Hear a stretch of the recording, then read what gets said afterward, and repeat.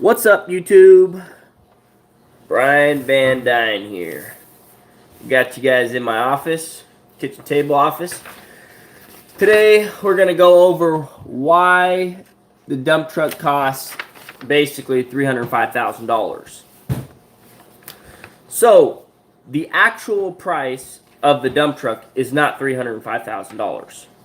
The actual price of the dump truck is $249,000. No, $249,040. So that's the total price of the dump truck. That's the T880 Super Dump Truck chassis plus the OSW hitch, vibrator, tarp, cameras, box, basically. What's up, buddy? So we're going to do a little breakdown here, and I'm going to explain this form to you guys. This is basically the customer agreement, truck purchase deposit agreement, right? And so right here we got some numbers on here. I'm going to kind of explain it to you why the truck is $305,000. So before I do that, you better pound that like button because nobody's showing you this stuff. Nobody is showing you these numbers that I'm going to show you. What's up, Christian? Okay, so the sales price is $249,040. FET. So FET, for those of you that don't know, stands for federal excise tax. So the federal excise tax, just on the chassis alone, is $19,208. And then when you add the dump box on that with the hitch, vibrator, tarps, and the cameras, is another $10,677. That comes out to $29,885. What's up, Blake? I didn't know Justin was having a live stream. I wouldn't have done them both at the same time if I knew that. What do you take delivery, bro? I don't understand that, Mac Daddy. When do you take delivery? Oh, when do I get the truck? Not sure yet. I'm guessing sometime this coming week. Yeah, I'm excited for the Super Dump too. It's exciting. Okay, let me stay on topic though. All right, so the federal excise tax, the total federal excise tax that I'm going to be paying on the purchase of this new dump truck is $29,885. So, what the federal excise tax is basically the government saying, since you're buying this heavy-duty vehicle, you're going to be putting this extra emissions in the air. You're going to be putting extra strain on the highway. And we know your business is growing because you're going to buy a truck. We're going to screw you over by charging you $30,000. Right? So that's how the government makes a lot of their money, is they screw over small businesses like me. And they do that through these enormous taxes. $30,000 just for federal excise tax. That's just because they don't want me to buy a new truck that's more efficient and I burn less fuel. That's what that really means, right? Then on top of that, the excise tax. Then we have sales tax, right? And in Washington, sales tax is like 9.9%. I don't know what it is in your guys' state. In Oregon, I know they don't have sales tax. But the problem is, if I buy a truck in Oregon and then I bring it across the state line, they're going to charge me sales tax on it. They'll charge that in the licensing thing. I didn't do financing yet. That financing is coming up Monday. Monday, maybe Tuesday. I'm not sure yet. I might go in and just give them the credit app and figure out, what the down payment needs to be and by what time I need to get it to them. I have to sell some of my, my holdings in my mutual fund, and that takes a day and a half or 2 days to get it transferred into actual money. So there's that. So check this out, though. So we're spending a total of $55,536 in just tax. Just tax buying this dump truck, right? Yeah, you got to pay sales tax. It's right here, sales tax. Sales tax. It looks backwards to you guys. I don't know how to fix that. But $25,651 is sales tax. So I talked to one of my buddies, and he said he just bought one of these, and he said he paid the sales tax. And then he started asking around. He's like, well, what do you guys do? And they're like, well, the way to get around it, and here's the thing. So you can claim that your business is hauling agricultural products. Now, I don't really know I haven't done a lot of research in this yet, but I'm going to. But they said if you're hauling agricultural products, you're tax exempt. You won't have to pay sales tax, right? And I think you have to be interstate. I think your DOT number has to be interstate, not intrastate. And I'm intrastate because I only stay in Washington, right? I don't have an MC number. I was told that if I got the interstate DOT license and the interstate license and the MC number, then I wouldn't have to pay the sales tax, which is 25 grand. But in order to be sales tax exempt, you have to haul agricultural products, is from what I've heard. That's what I've heard. I haven't really looked into it. I talked to my buddy. She's going to start looking into this so we can see if we need to do this before I purchase the truck or not. That way I can save 25 G's in sales tax. What's incorrect, James? So, and just take this at face value, guys. I'm still looking into this, so I don't really know if it's true or not. The ag part, okay, but I have read that the farmers do get the tax exemption. Now I don't know what that entails. I have to look into it. Maybe you know more on this than I do. So how do I get the tax exemption? And then, so what I've learned so far is you have to haul a certain amount of, either, topsoil for farmers or something or another.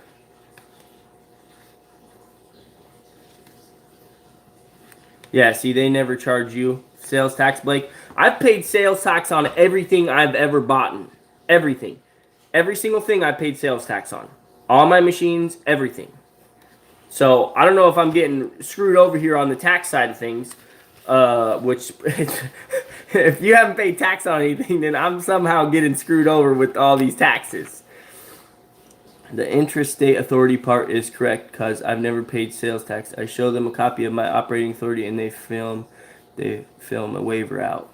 Okay, so maybe I have to file for an intrastate. And so here's the question.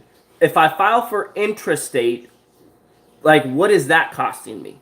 How much does that cost? And then how is that going to affect my insurance rates? Because right now I'm paying $6,000 a year in insurance. So maybe that might make my insurance go up if they know I'm crossing state lines. And then I have all these other filings that I have to file, if I'm going into a separate state or something. That seems like a lot of paperwork that I may incur, if I do something like that. So is it worth it? I don't know. I'm still trying to figure this out. Apparently, it's probably really worth it if I can get out of paying the tax. But, so that's the breakdown of the costs, basically. Why it's $305,000. You got $249,000 in the truck price, $30,000 in federal excise tax, and then $25,600 in sales tax.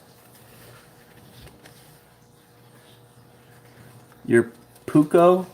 What's that, Blake? I don't even know what Puco is. Or Puco. I don't know how you say it. What do you guys think? Tell me what you guys know, because, obviously it might be different because you're in a different state than me, unless you're in Washington. But, and here's another thing. Another reason why the truck is so expensive, right? So, when you're financing a truck, not only are you financing, you're not paying only 6% on just the truck price. You're paying interest on the tax too. So you're getting double whammied here. Because, my loan amount isn't going to be for $249,000. the banks are going to charge me the interest that whatever, I don't know what the interest rate is yet, but I've heard it could be as high as 8%. I don't know. It might be 3%, might be 6%, might be 8%. What are you guys experiencing on the financing tax or the financing interest rates for new trucks? Having never bought a new truck.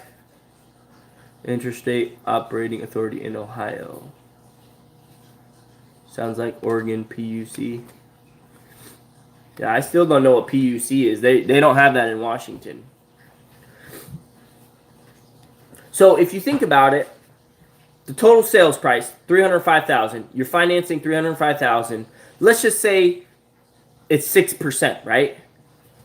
6% of $55,000 is $3,300. So $3,000 in interest just to pay for the tax, because you have to finance the tax. A lot of guys back east don't understand the reasoning behind super dumps out here. There is a godsend, a lot of different ways doing. Oh, dang it, it disappeared. I freaking hate when it does this. I click on live chat, all messages are visible, and then it still disappears. A lot of different ways of doing things state to state. Okay, so let me explain the super dump thing a little bit to you guys. And this is a limited experience, okay? So don't take this as the law, right? I'm not 100% sure on this information, but this is what I can tell you from what I've seen, right? So Washington has a set of bridge laws, right? Yeah, see, John, that might be the key to making a cheaper price, but when you bring it into Washington, are they still going to tack on all those things? Because that's what they do. Like, my grandpa bought a car in Oregon, he paid no sales tax on it, but when he brought it over to Washington to get the title, they had to know what the value was of it, and they charged him sales tax as soon as he titled it.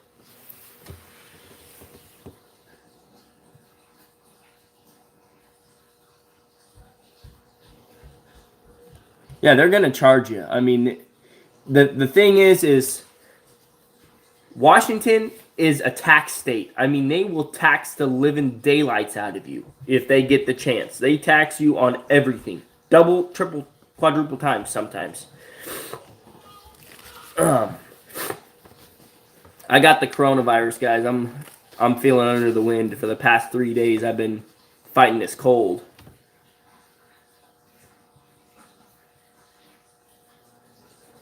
You bought a used Peterbilt in Eugene. I go and charge at ASS. I brought it back to Washington to license it. Yeah, see? Time to move east. Yeah, you guys are right. Except for you guys get paid $85 an hour. We get paid $150 an hour. I mean, you got the corona too? Yeah, man. My son was the first one to get sick. Then my daughter got sick. And then my wife got sick. And now I'm getting sick, right? My daughter's still coughing a little bit. None of us died or anything. It just seemed like the normal cold to us. Right? So I lost my train of thought. Yeah, you buy something out of state, you bring it home and try to license it, and they just, oh, take that. You know, they don't let you you can't get up on the state, man. Here's the thing that I know. If you're paying tax, you're making money, because there's just no way around tax. If you're making money, you're paying tax. You can avoid it, but sooner or later, it's going to catch up to you. And here's another thing. So, oh, I just lost my train of thought.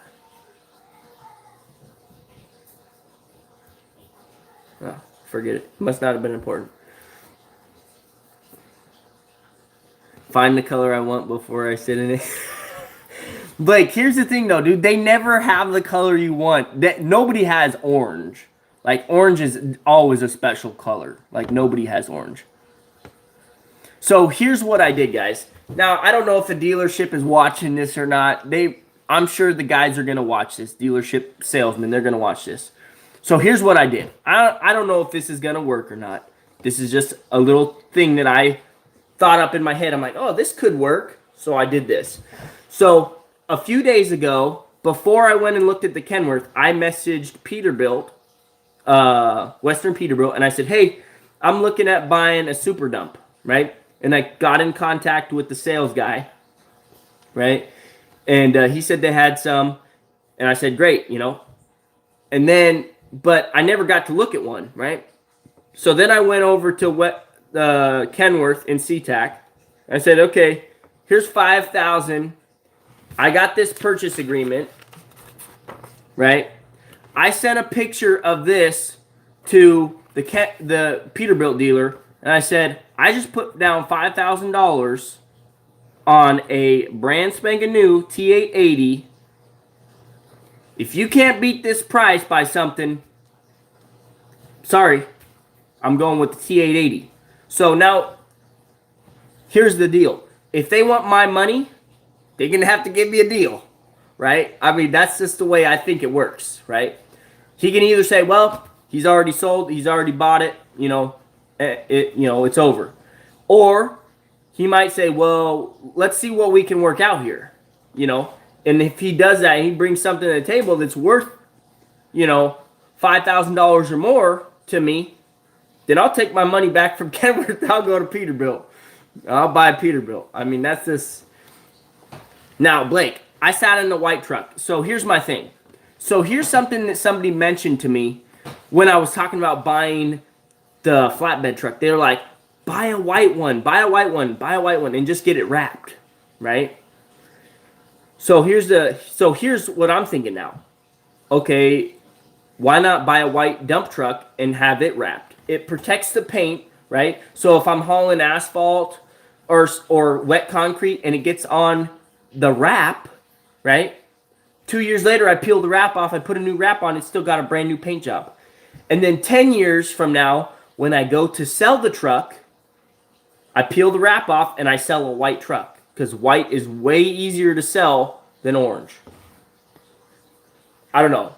You guys tell me if that's, you know, is it worth the trouble or not? I don't know. You know, I don't know how much a wrap costs. Yeah, Blinda, it is a joke. That's the actual truck price is $249,000. $55,500 is all tax. You got the FET tax, federal excise tax, which is $30,000, and then you got sales tax, which is $25,000. You think a wrap's gonna run $6,000? There's no way, dude. A paint job's $5,000. My buddy just got his truck painted for 5 G's.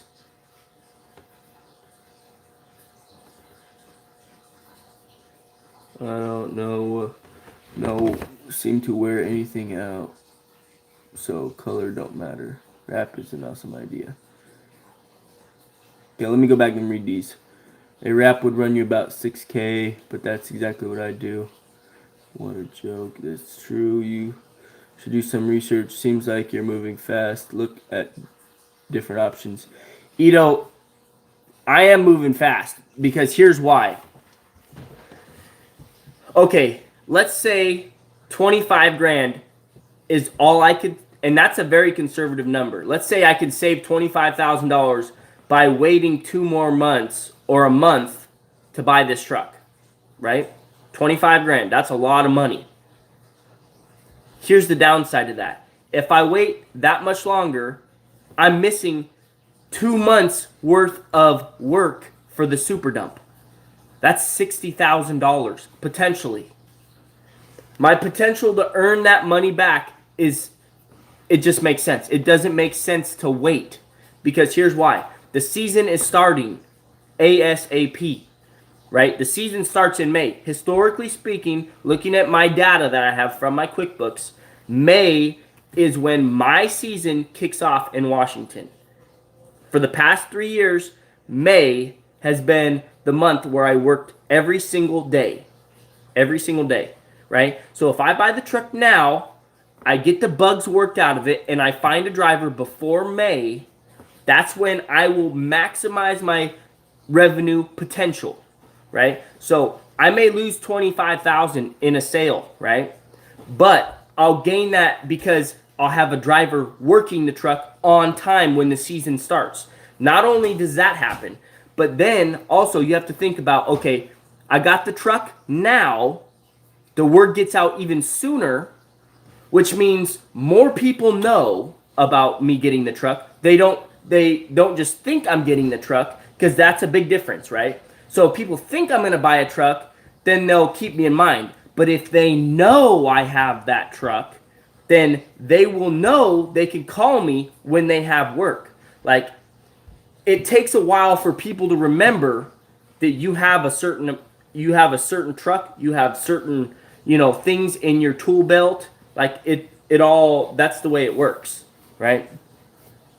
I don't know. You guys tell me if I'm on the right thing or not. Okay, let me go back and look at these comments, because for some reason it never pops up.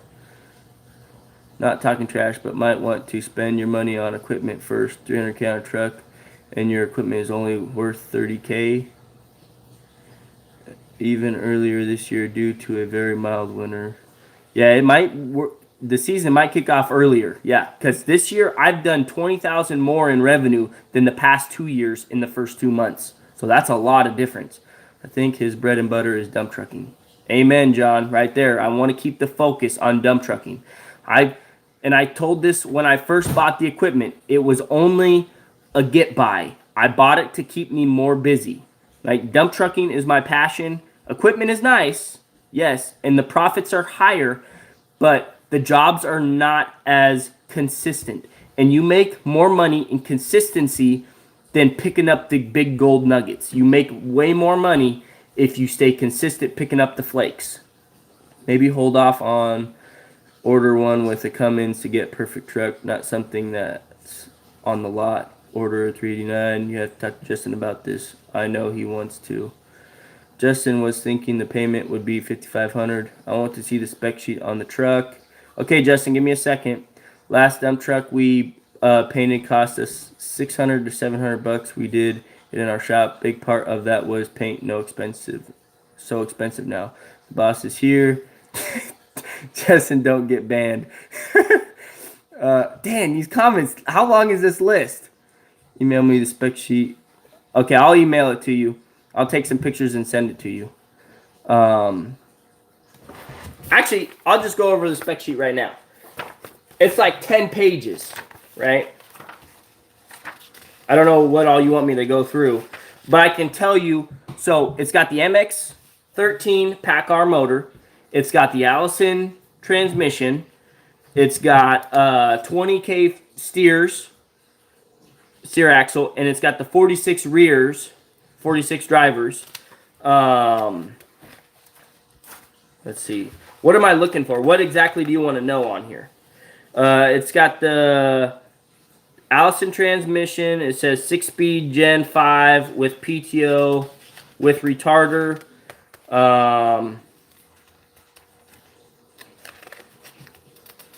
Torque converter included with Allen's transmission.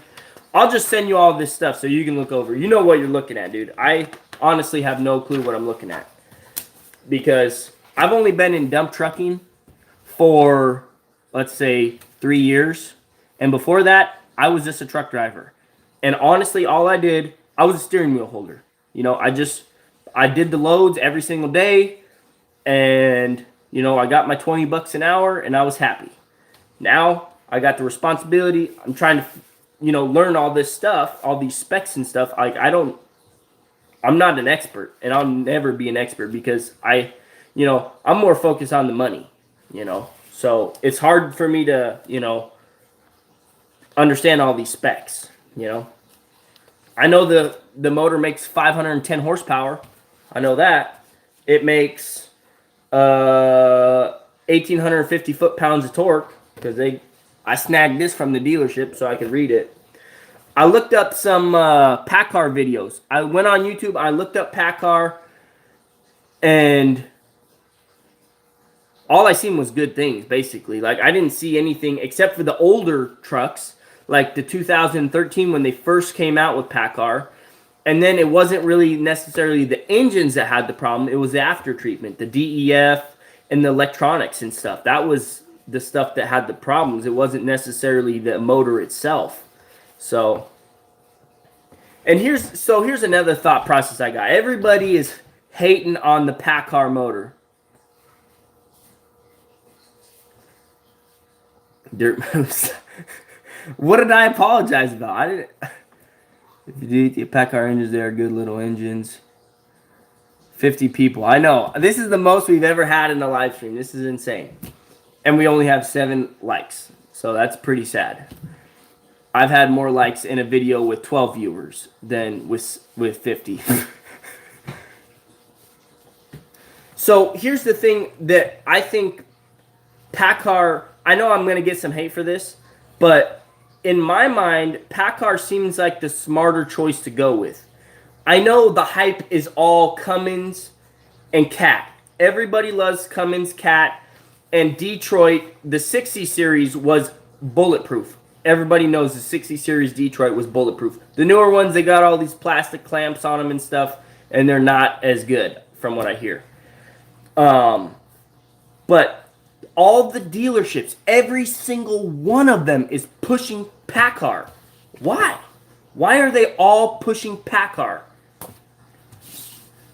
When the dealerships sell more of one brand than another, it becomes more valuable to me as an owner because the parts are more readable. There's more parts out there.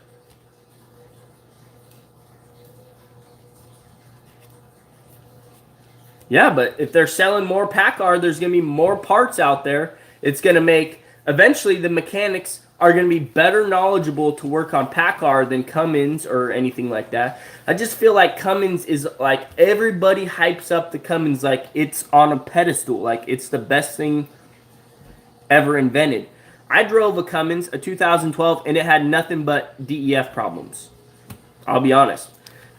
I drove a Cat motor for a long time too, and it never had a single problem except for one time one of the rockers broke, right? One of the rockers broke, and then check this out. Check this out. The same exact truck in the fleet that had almost the same exact miles, like it was like not even a month after my rocker broke on a certain cylinder, that same exact truck had the same exact rocker break. I mean, that right there just blew my mind right there.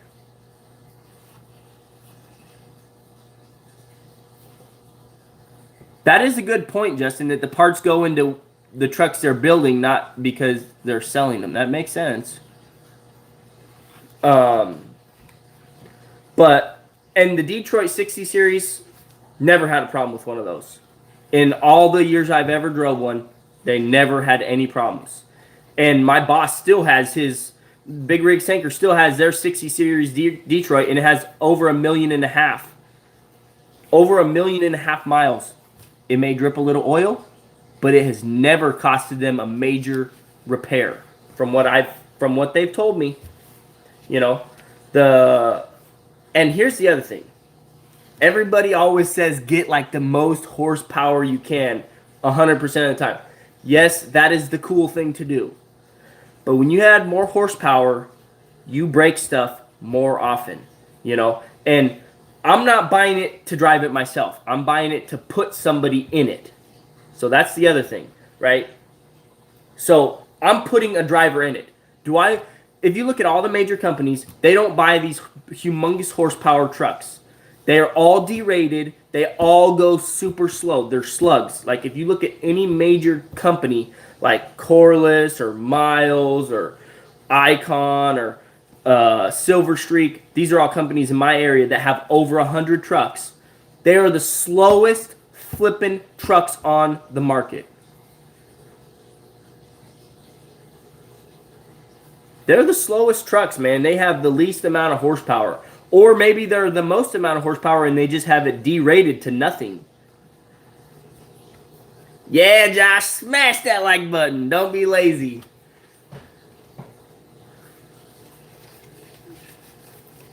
Well, 510 horsepower is not a slouchy truck. Let me tell you that right now. My Detroit is only rated for 270 or something like that. 225. Or no, maybe it's 4.25. I think it's 4.25, 445 or 425, something like that. But mine may have, bigger injectors in it. It may be 475. I don't know. But, I don't know. I feel like in my head, having a D-rated motor is smarter to have a company driver in. For one, they're not going to go hot rodding around, getting tickets, costing me more money in insurance, because I hate to say it, but nobody has self-control. When they hop into a souped-up truck, they put the pedal to the metal. I mean, it's true. They do.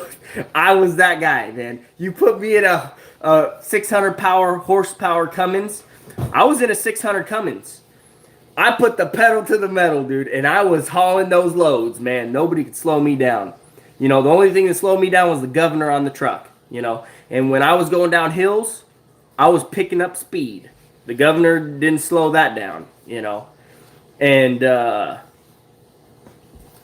was it maybe reckless? Yeah, it was maybe reckless, but guess what? I mean, when you got your boss breathing down your throat to get those loads hauled and you trying to impress the boss so you can get that 25-cent raise or that 10-cent raise, you put the hammer down, So, I don't know. To me, it just seems like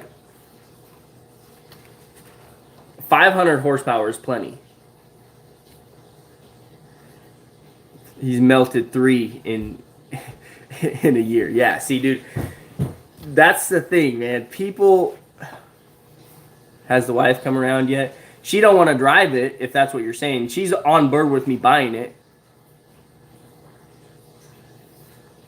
Tony C, you may be right, man. And I've heard the main thing is, and it's basically with most motors, don't let them idle. When they're idling, that's when you're beating them up. When they're driving down the road, that's not doing any damage to them. It's when you're idling them, just for, the after, what's it called? The after treatments, the DEF and the SCR and all that stuff. That's what kills the motors when they're idling, because it just can't get rid of the toxins and stuff.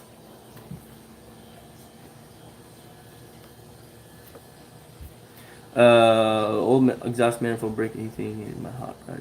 Oh, 1 second. Dang it. These comments, they always disappear. Is there a way to keep the comments up, keep them rolling? I wouldn't worry about buying a truck. Right now, economy is on the brink. You think so, Bobby? Like, I feel like... Here's what I think about the economy. Lockwood. Here's what I think. Right now, in America, we have 2 situations. We got Bernie, and if you don't like politics, find something else to watch real quick. This is going to take me 10 minutes to explain this. Maybe less. We got 2 options. We got Bernie and, what's his name? Joe Biden, right? That's the socialist option we have in this country, and that leads nowhere to poverty. And then we got Trump, which is, he's a businessman. He knows what makes businesses run. He's going to gear the economy towards doing that. And he's done that the past 4 years. And hate me or not for it, I'm voting for Trump.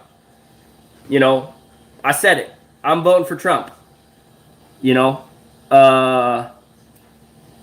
That's just the way it goes. The economy has done so well with his policies. I think everybody's going to vote for Trump again. I think he's going to win a landslide again in the election. Here's why. They pulled all this fake, impeachment crap. Then they pulled all this Russian, collusion, and oh my goodness, the left will not stop, and they just keep digging themselves deeper and deeper and deeper and deeper into the hole, and they're all haters. Like, they hate every time you say something, they say racist, bigot, intolerant. Like, they do not hear facts at all. Like, they listen to no facts. about the economy. Like, and now the latest thing, I may be off on a conspiracy here by saying that the coronavirus got blown out of proportion by the media, mainly because they're on the left and they want to destroy the economy. So people don't vote for Trump because the economy has done so hot while he's been in office.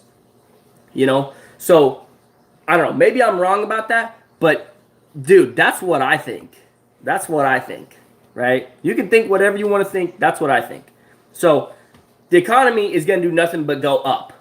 Either it's going to go up or it's going to plateau with Trump. And that's what I'm thinking. And honestly, I think it's going to keep going up.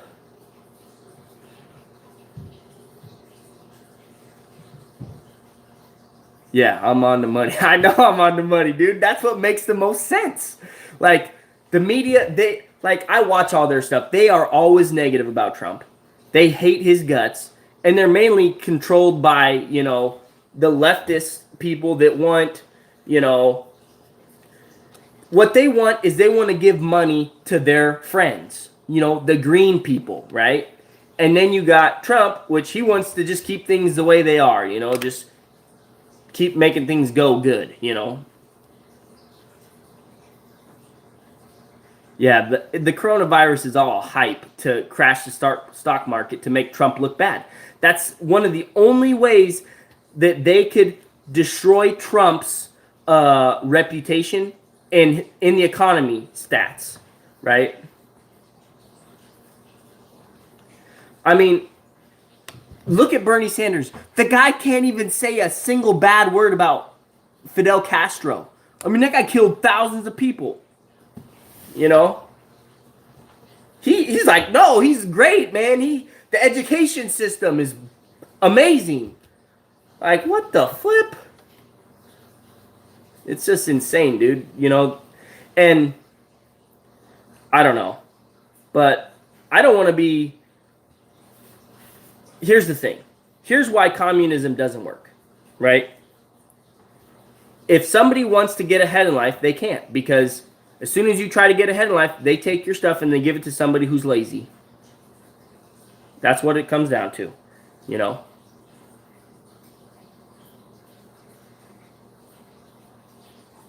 Those comments are going so fast, dude. I can't even read them.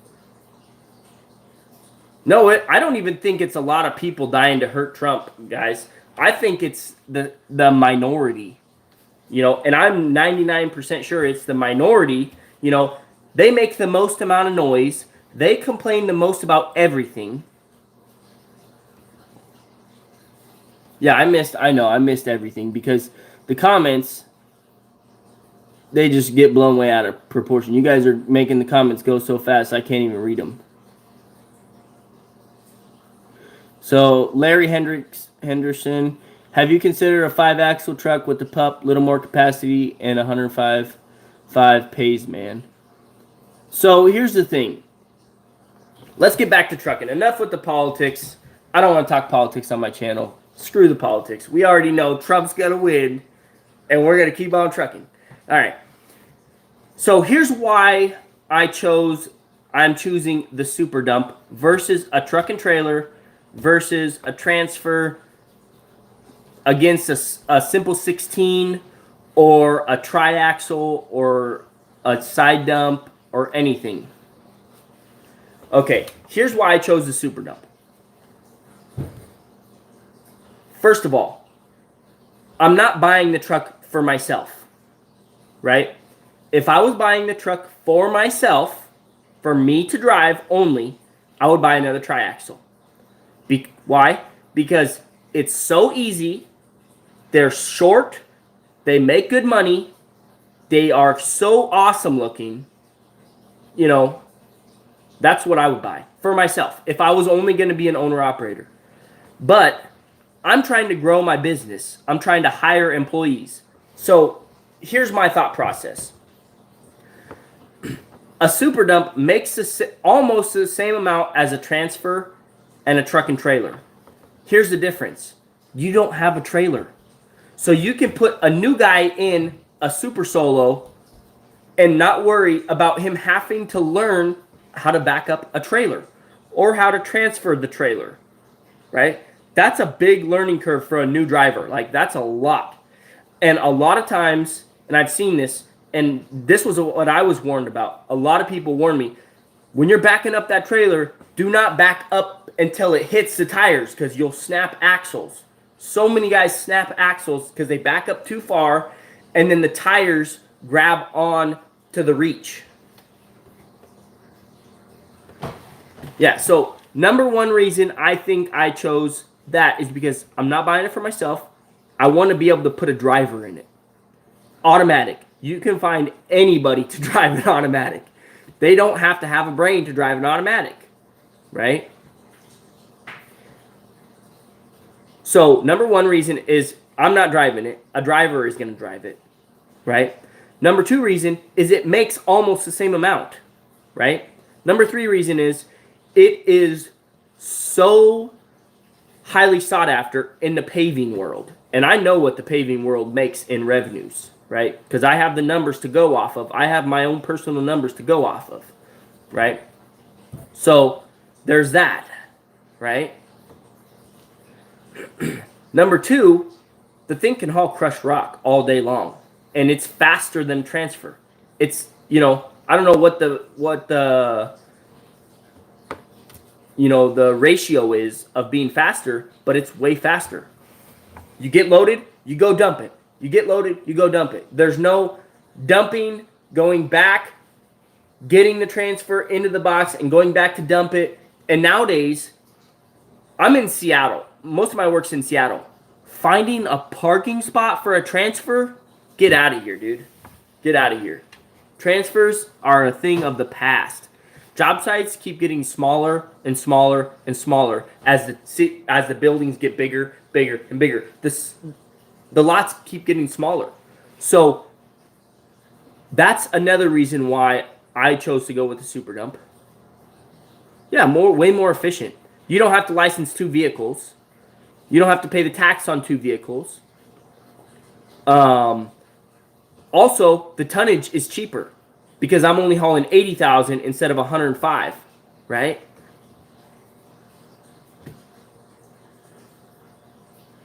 Yeah, they should be paying more, John. I agree. They should be paying more for supers. But the reason they're not yet is because the market hasn't really realized all of the benefits of supers, I think. Like the dirt world, they're still stuck on their old ways of truck and trailer. Like, I contacted a lot of the dirt guys, and they're like, well, I mean, super solo, yeah, but truck and trailer, they're still stuck on that. They haven't figured out how much more efficient a super solo is compared to the truck and trailer. And also, a lot of it is this. The major companies, they bought their equipment 20 years ago, 10 years ago, right? When truck and trailers were the thing, right?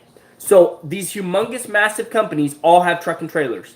You think they're just going to sell millions of dollars worth of equipment just to change their business into super solos just for a 2% increase? You can't just do that. I mean, you just can't sell all your stuff and change like that. They just can't do that. I mean, here's the number one reason why. Because nobody's going to buy those older truck and trailers, because if the big businesses are growing all the supers, everybody else is going to see that, and they're like, well, what's the point in buying a truck and trailer if everybody's going to supers? So the bigger businesses, they hold on to those truck and trailers.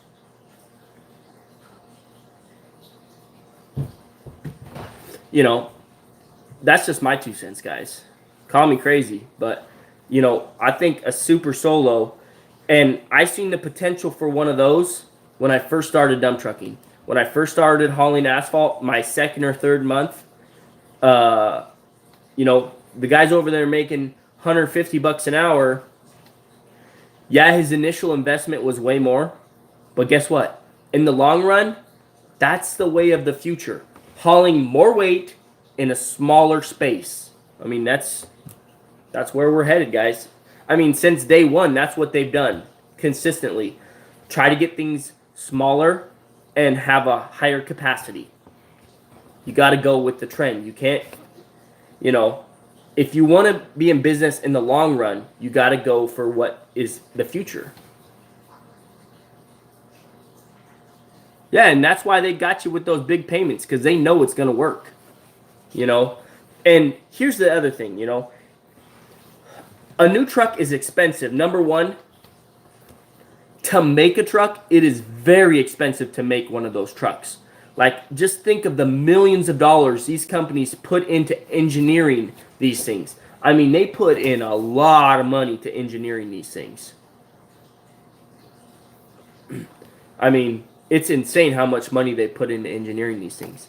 And then they have to pay for all of the advertising and, you know, and every time there's a recall, it's coming out of their wallet, you know. Sometimes the government helps them out and stuff, but that's what drives the cost of the price of a truck. It's not Peterbilt saying, well, we're going to rake these guys through the coals because of this. That's just the way the market works. It's just like my dump truck, you know. I'd love to charge somebody $25 an hour to haul them loads, but guess what? I can't, because number one, the price of things. You know, they're not here to rip somebody off. They're just protecting their bottom dollar, just like what I'm doing, you know. And the supply and demand has a big part in it.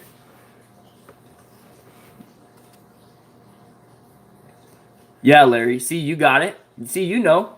If you don't jump on the progress train, you're going to get left behind. You know, that's exactly what I'm talking about, Larry. When they went from 4-to-4, like 4-axle trucks and 4-axle trailers, to 5-axle trucks and 3-axle trailers. That's exactly what I'm talking about.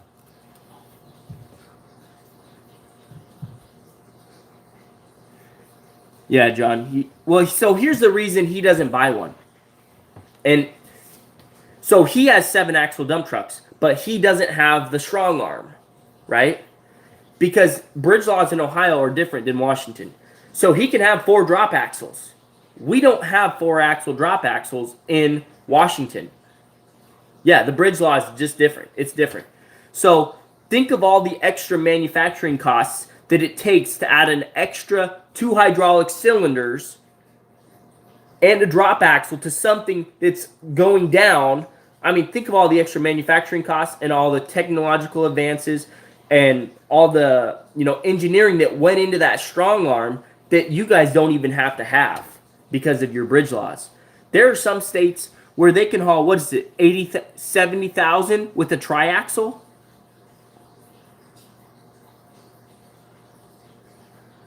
Yeah, I don't know what that means, John, but I mean, I only try and focus on the laws that are here, and I really don't even know those that well. I should know them a lot better. But all I can tell you is some states, I mean, you're driving a triaxle down the road, 72,000 pounds. It's like, what the flip? Like, I would never put that much weight on my truck. There's no way. I would never put that much weight on that old Peterbilt. There's just no way, dude. That thing was snap in half, man. When I'm hauling heavy and I'm like 58,000, I'm like, dang, this thing is loaded. You know, it's heavy. And then you got those guys over there, you know, they're on a tandem and they're hauling 60,000. Dude, the metal must be made of something different. The metal must be made of something different over there, because 130K on quads? Whoo, dang. The metal's got to be engineered different. I mean, there's just no way. Dude, if I put that much weight on my triaxle, it would break in half. Like, or the ram wouldn't go up. That's what I would bet. The ram wouldn't go up, or the pump wouldn't pump the ram up.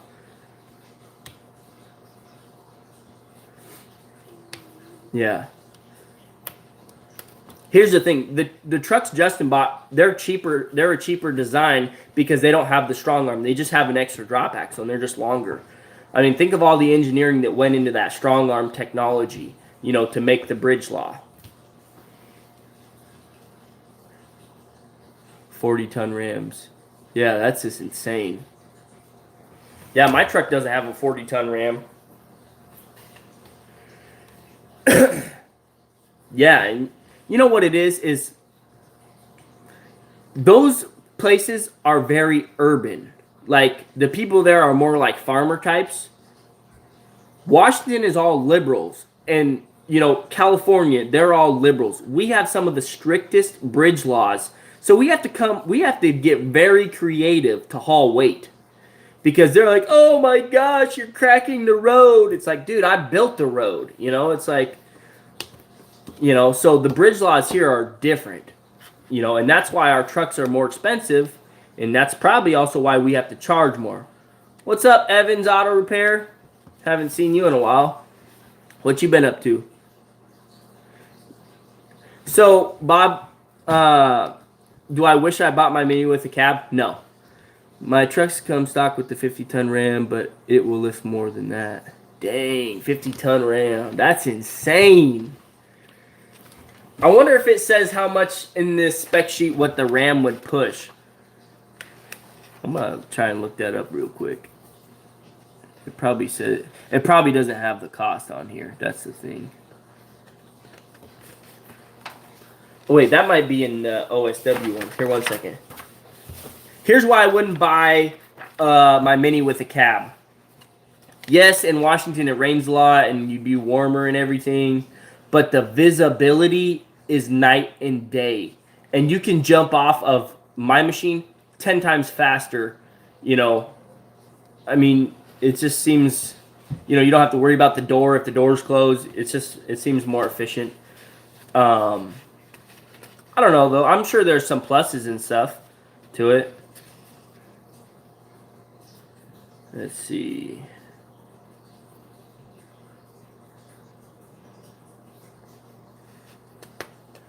It's not saying. Hoist. Male hot, 160-inch power up, power down, aluminum tank mounted. It doesn't say what the hoist is rated for on this spec sheet right here. At least not that I'm seeing yet. Yeah, it's not saying. That's probably something I'll have to ask him about. It does say that the... here, 1 second. I saw it here a second. Where'd it go?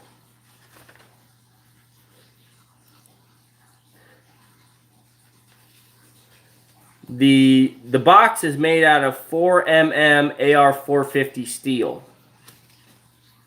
4mm. I don't know if that's good or bad or what. It's got an electric tarp already on it. So, okay, let me catch back up with these comments. Some of the trucks people drive in parts of the country don't understand the length and reach concept, extending the reach, yeah. Really, you like the open station? We're looking. Yeah, I like the open. I like the open one. You know, you're breathing fresh air all the time. You're not, you know, claustrophobic. When I'm driving my 120, I always have the front windshield up and the door open.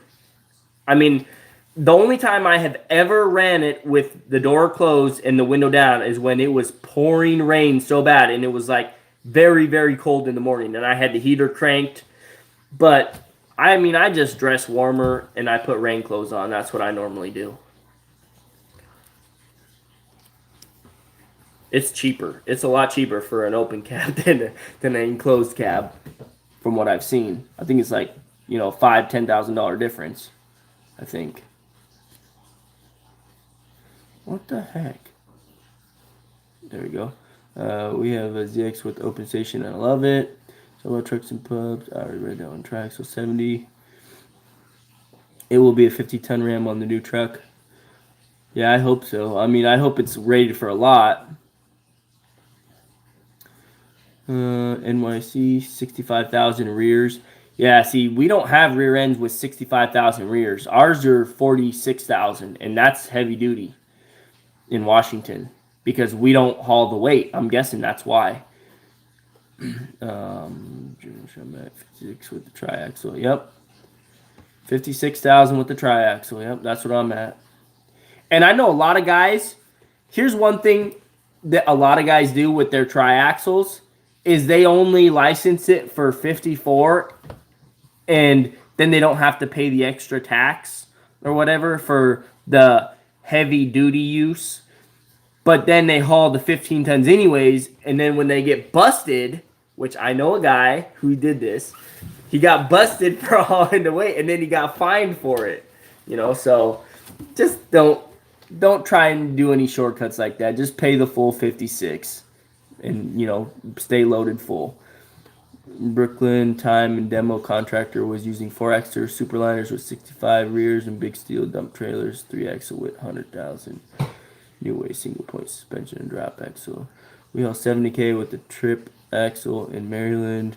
We have heavy spec internationals 59, 54 rears, 20 front. That is a beast.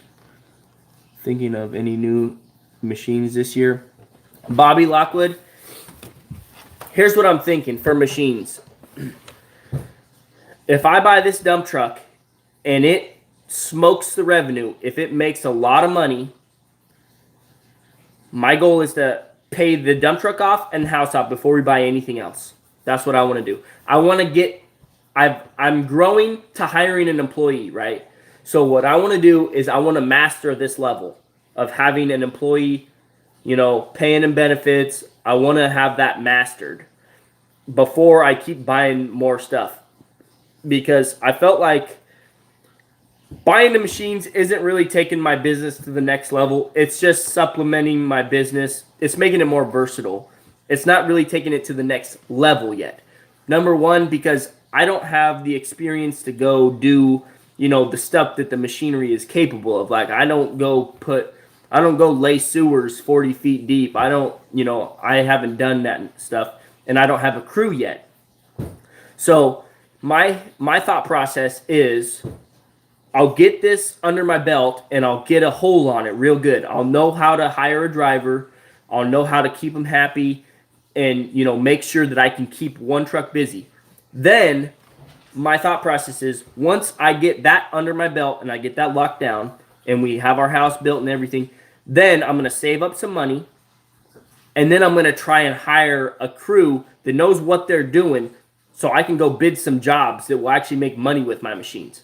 Because right now, and a few guys have said this, like Jabo especially, he's like, you got that big 120 and you're not even making money with it. Like, you're just doing these piddly driveways and stuff. And it's like, yeah, well, I don't really know how to bid the big jobs yet. And number two, if I did, I might mess something up because I'm just by myself. Like, I don't have a crew yet.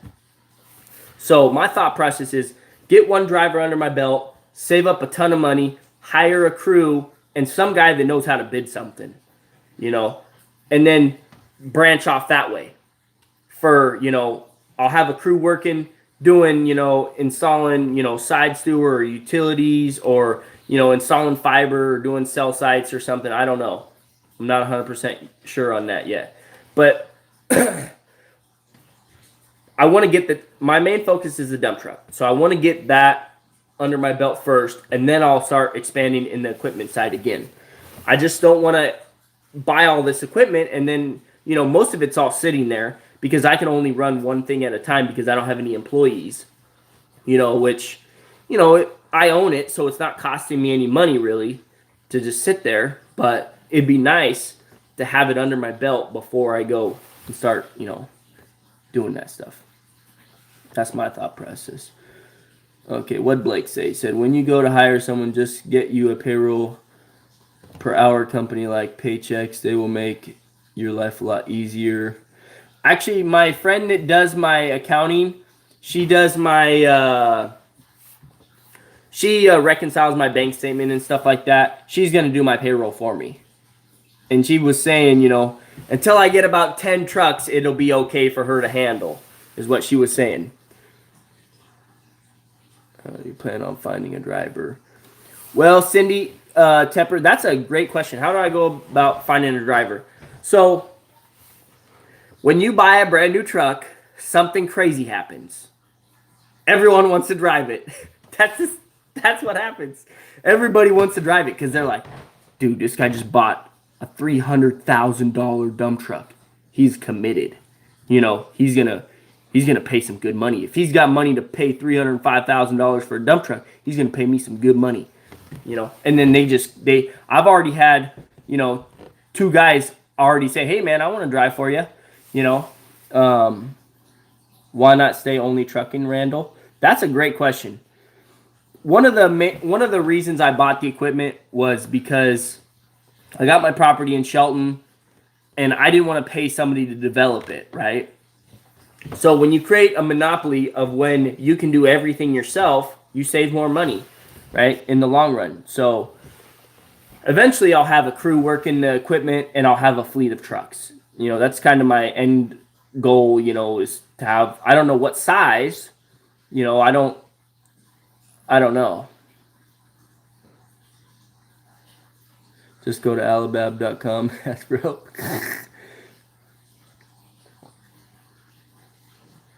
You'd be the only one to drive it. Yes, work life. I mean, that's what everybody wants. You know, they want to drive the dream truck. But what I've noticed is all big businesses, the guy that makes, sorry about that, the guy that makes all the money in the big business is the guy that sits back in the office and he oversees everything. And he just trusts people to do their job the way they're supposed to do it. And that's how he makes all the money. You got to have trust in people. I mean, that's just what it comes down to. Sydney, I specialize in dump trucking and excavation. Okay, let me go back to read these. Last month or so, DOT has been out in force more than I have ever seen before. WASP must have just graduated a bunch of new guys. They're hungry to start collecting that revenue. Yes, they are, dude. I'm going to get one of them despite screeners to process topsoil in this low season to keep me in the truck busy. Yeah, see, that's, you gotta expand. You gotta monopolize the industry. What kind of work do you specialize in? I think when the word gets out locally, there will be guys asking to work for you. I'm sure you already know some company drivers that are good employees. Exactly, John. You got that right. No equipment attracts employees. Most people don't want to drive old stuff. Bingo.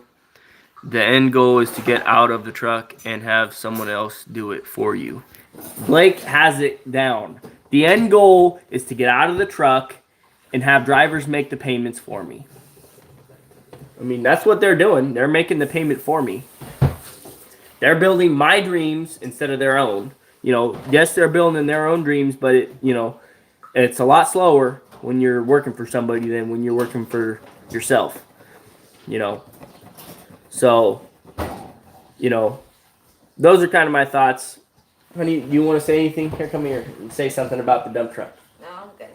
You're good? Come on, everybody wants to say hi. No, I don't. It went on just for you. Not for She says you guys are here just to see me. I'm boring. Oh, I bet there are guys that would love to drive that old 359. Nostalgia. Yeah, an 80-year-old. This is cool now. I want to get into dump trucking. I'm in the Washington, D.C. area. Is it good around here? That's a good question, Handyman. I wish I knew if it was good in Washington, D.C. I can't trust our drivers to turn the turn signal off. I'm here for you. Hey, Brian, have they told you what the interest rate is going to be on the truck yet? No, they haven't, Justin. What is a good interest rate? What should I expect? Because I'm expecting anywhere from 3% to 8%. If it's more than 8, then I might be like, I'm gonna have to shop around more. You know, because 8% just seems like it's ridiculous. And you know, so we'll see about that. I bet the higher end. That's wrong. The best you're going to get ever is about 8.5. Oh man, that's insane. If it's more than 8, you better be calling Richie Bros Financing. Yeah.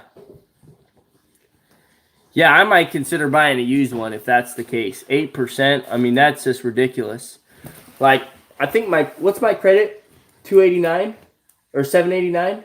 279. No, it's not 279. It's 789. I think 789 or something like that is my credit score. 79. Used is going to be even more? Holy flip. I guess that makes sense. They're taking a bigger risk on you buying something that's junk.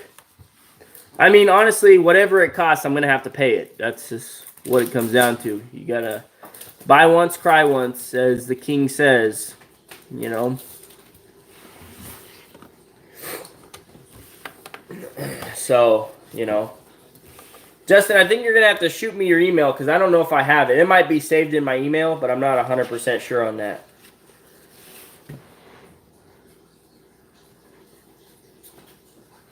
Yeah. You got to pay to play. That's it, Blake. You got to pay to play. And I've been getting a lot of questions. So why did I decide to finance this instead of paying cash? Like, why don't I just wait and save up my money and pay cash? The main reason is number one, I'm not starting the business, right? So I know actual numbers, right, to go off of. That's one of the main things. Like, I would never give advice to somebody who's just starting a business to finance a vehicle because they literally have no clue what's going to happen.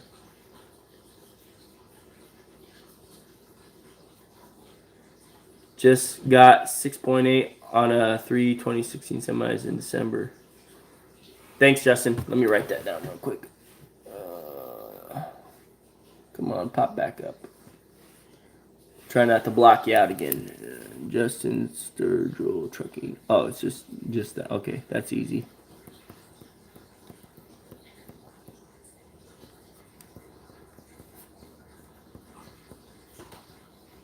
At Yahoo. That's with the private bank that you do business with. I could agree on that. Through PACO or any other commercial, there's going to be more. Yeah. So here's why I decided to do the financing instead of saving up the cash. Number one, like I said, I'm not going into business. I've been in business for a while now. I know what my numbers are going to be. I know what I can expect, educatedly. Like I'm not just guessing. I have an educated guess.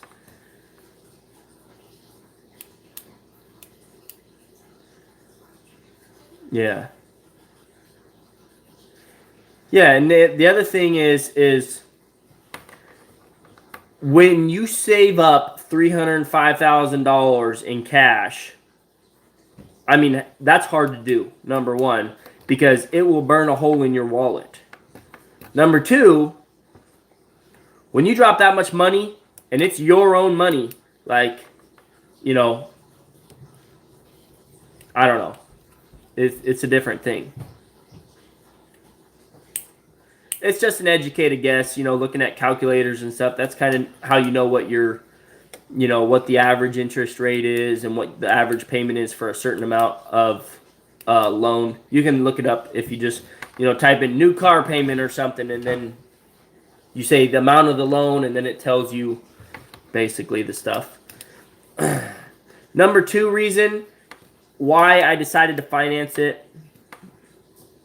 Never use your own money to expand your business. Cash is king. Your company use other people's money to expand in your business. Yeah, I mean, it's hard to expand your own business with cash. I mean, it's a lot easier to expand it with someone else's money and maintain it with your money. Here we find our over-the-road dry freight drivers and guys that can't pass the drug screen. No flatbed dump RGM drivers. Yeah, it's hard to find drivers that pass drug screens. I'm not putting, somebody who does drugs in my truck. There's no way. No way. So we know the numbers. We're making a good educated guess on what the numbers are going to be, and all the numbers are making sense. Yeah, I mean, if that's what it is, Justin, that's what I got to pay, That's what you got to pay to make the big bucks, like you said, you got to spend money to make money. So another reason is we're buying a super dump, and there's so much more There's so much more there's so much more demand for a super dump than a triaxle, you know. So I think getting it working is going to be so much easier. And then on top of that, I want to hire somebody. And I can't pay cash for a brand new truck. And I don't want to buy a used truck because number one, if I buy a used truck, I have to drive it for a certain amount of time so I know that it's going to do what it's supposed to without, breaking down or, causing some serious problems. I have to have a trust in a vehicle. And a used vehicle, you can't just put your trust in it and just put a driver in and hope it's going to go good. It just doesn't work out like that. You're going to end up breaking down and you're going to spend a lot of money. So a used truck, a brand new truck, if something breaks, the dealership's going to pay for it. Most likely.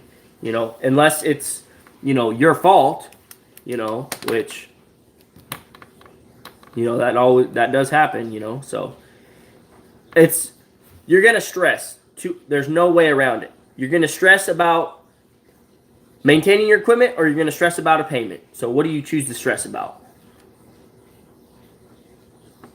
Don't say the dealership job is to get out of warranty payments. Trust me. What's warranty payments? I don't understand that. Are you suggesting that I get a warranty, an extended warranty, Justin, or are you saying don't do it? Because honestly, in my experience, the dealership warranties are not worth their weight, from what I've heard. But I could be wrong. What's your thoughts? You bought 10 trucks, so you get a little bit more pull with 10 trucks. Yeah, see? Yep. So their warranty isn't worth the weight of the paper that it's written on. Yeah. Well, and I just never been one to pay extra for a warranty and then hope that they cover it. I've always had the idea in my mind, well, if something breaks, I'll just fix it.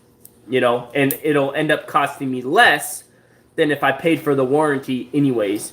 And it's less of a gamble because if something breaks, okay, if I have no warranty, I know I'm going to pay for the repair myself. If I have the warranty, I have this fake sense of they're going to pay for it, and then when it comes time to getting it fixed, then they charge me for it, and then I got to pay for it again. So warranties, I don't do the extended warranties. I think Justin's 100% right on that.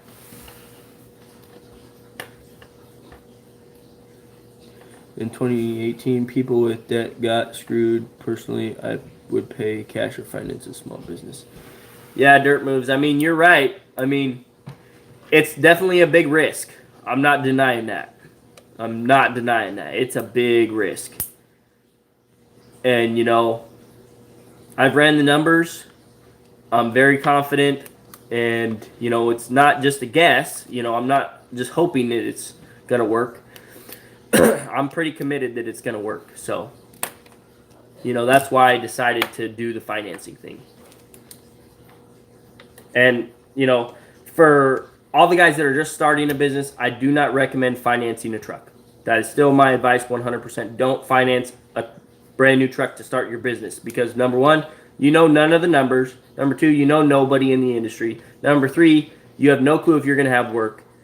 All the people that said they were going to give me work, they never gave me jack squat. So, you think you may have work for a new truck when you're just starting out in the business, but you have no clue. I have established customers over these 3 years. I know what, I can look forward to. Yeah. Well, and it's an educated risk. I know the risks of it. I know what my numbers are going to look like or what they should look like. And the other thing is okay, worst case scenario, I have to resell the truck and I lose $20,000. Let's just say I lose $20,000 in value or something. That's not a big loss, right? Compared to, if you are just financing your first truck, you could lose your home or something, like worst case scenario, I have to sell one of my machines to make the payments for the next half a year, you know, or something like that.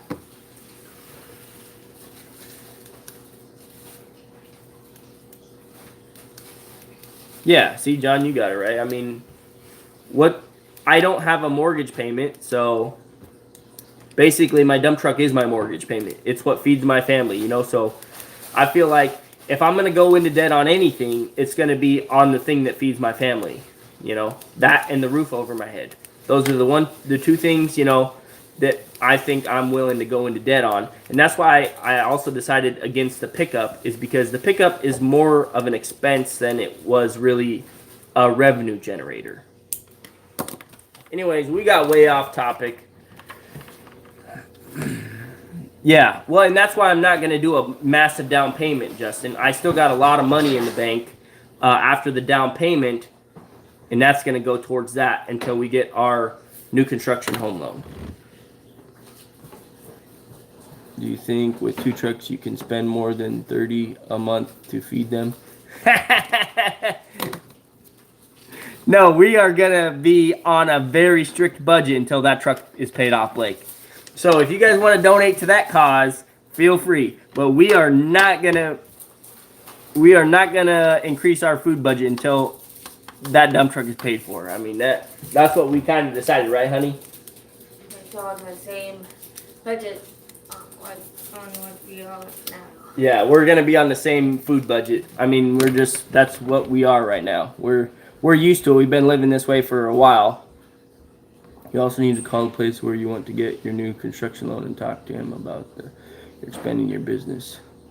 Hope they like ramen. Yeah, we do. Ramen, pastaroni, mac and cheese. So, actually, they had a sale on Top Ramen. It was 17 cents per square, which is smoking deal. Normally it's 25 cents. I think it's because of the whole coronavirus. Ramen was like, let's capitalize on this. Or maybe they were spreading the virus and they were doing it cheaper by, I don't know. You wish you could see the spreadsheet of my food budget? I actually did a video on that, John. I think if you look it up, I might have that. Well, that's one good thing about the PACCAR, much better fuel economy. Boy, they're gonna not know what to do when you get where you want to be. We spend around $1,000 a month. Whoo, man! Even when we were spending a lot of money on food, it was only like $300, $400, $500. I think the most we ever spent was like $600, and that was we went out to eat a few times. Right, honey? Yeah. But that was before we had Rosemary too. At least our kids are little. They don't eat much. Yeah, our kids don't eat much. They're tiny kids, so they get all their necessary nutrients, and they're doing good. Wait till your kids are teens; they'll eat you out of the house. I spend over that. Probably I spend about $400 to $600 on myself while I'm away from home. I have a deal with my wife. I don't want to hear about the food bills, and she doesn't want to hear about my average gas money. Maybe we'll work something out like that. Like, I don't have to hear about her food bill, and she won't have to hear about my tools bill or my firearm bill, my gun bill. Well, I know about how much you spend. You already know how much I spend, huh? Yeah, it's tough budgeting, you know, it really is, and sacrificing, but we're used to it now, you know, we're really used to it, so nothing but a thing, you know. Once we get the money start rolling in from that super dump, though, I don't know, we'll see what happens. We might be tempted to up that budget a little bit. Once that truck pays off, $3,000 for a computer to hook up to the truck. I'll probably do that, Justin. Definitely, I probably will do that. What do you recommend?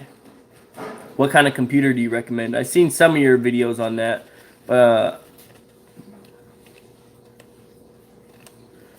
Yeah.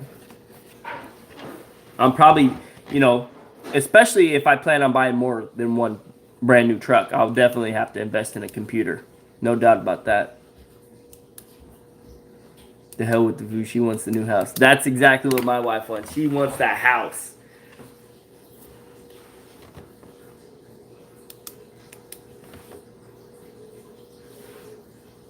Oh, so you have to buy it from the dealership themselves. Okay. But they have to sell it to you if you buy one of their, basically one of their trucks, right? Or do you have to buy a certain amount? $25 likes. That's not bad. This is the live stream that had the most viewers I've ever had. Over 60 peak viewers. That's insane. You should be able to get one of them laptops online. I wouldn't buy the truck unless they sell you one. Work in the computer is part of the deal. You will still pay but have some leverage. That's a good idea. No, you're going to need a parts account at the dealership and you have to buy the software from them. It's $1,800 and then you're going to need a computer with at least 500 solid state drive.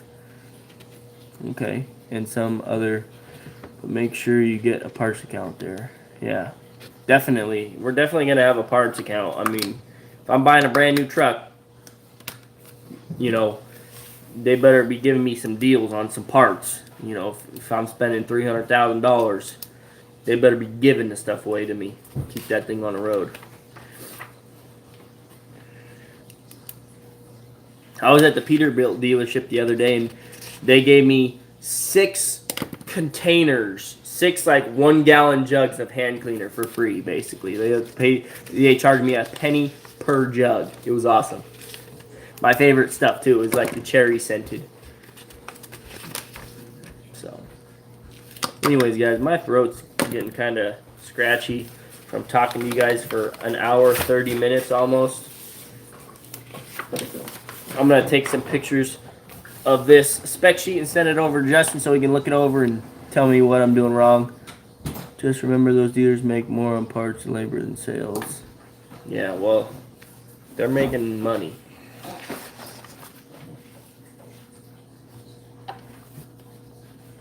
Add lime, yeah.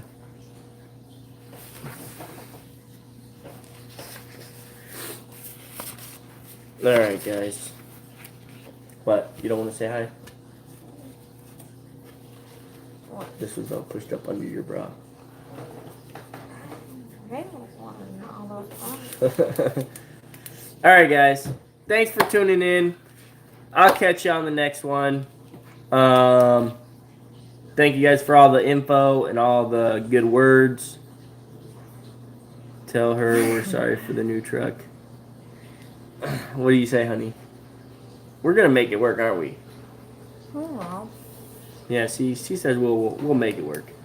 All right, guys. Catch you on the next one. You're getting the kitchen you want, honey. Don't worry.